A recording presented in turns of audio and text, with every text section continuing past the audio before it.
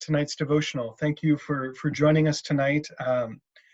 The devotional this evening comes, I got this in the email today. It's something that comes out through the American Baptist Home Mission Societies, and they're often good.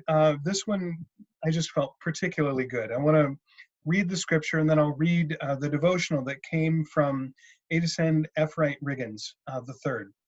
And the scripture comes from the book of Acts, chapter 2, verse 14, the first part, and then 22 through 32. But Peter, standing with the 11, raised his voice and addressed them. Men of Judea and all who live in Jerusalem, let this be known to you, and listen to what I say. You that are Israelites, listen to what I have to say. Jesus of Nazareth, a man attested to you by God with deeds of power, wonders, and signs that God did through him among you, as you yourselves know. This man, according to the definite plan and foreknowledge of God, you crucified and killed by the hands of those outside the law. But God raised him up, having freed him from death, because it was impossible for him to be held in its power. For David says concerning him, I saw the Lord always before me, for he is at my right hand, so that I will not be shaken. And therefore my heart was glad and my tongue rejoiced. Moreover, my flesh will live in hope. For you will not abandon my soul to Hades, or let your Holy One experience corruption. For you have made known to me the ways of life.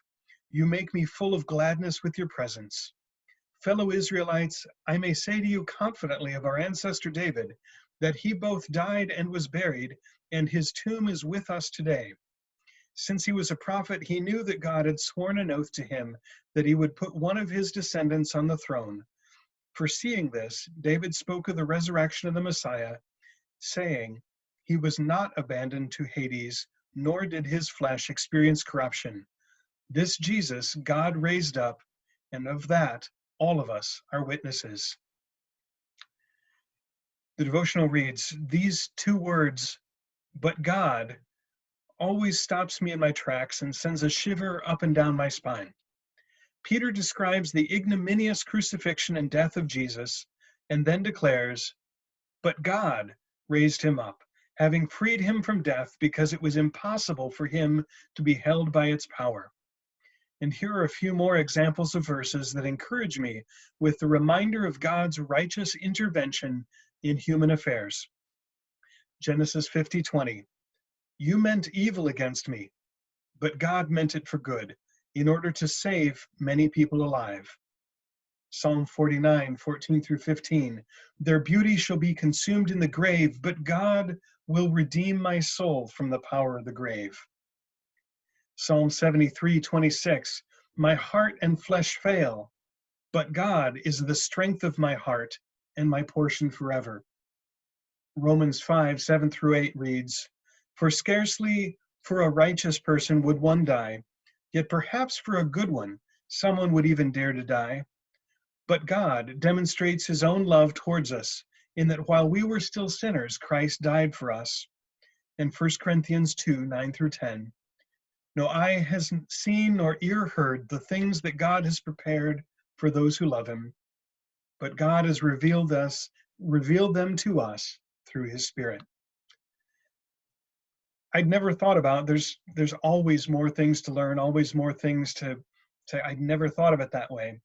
But I found the but God particularly powerful today.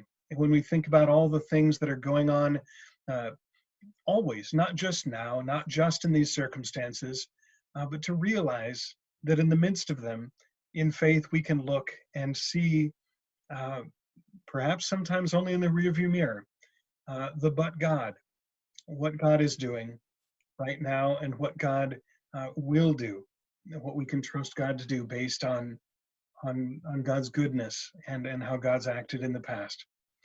So may the grace and the peace of the God who takes our circumstances and holds our future be with each of us as we walk day by day. God bless you and keep you.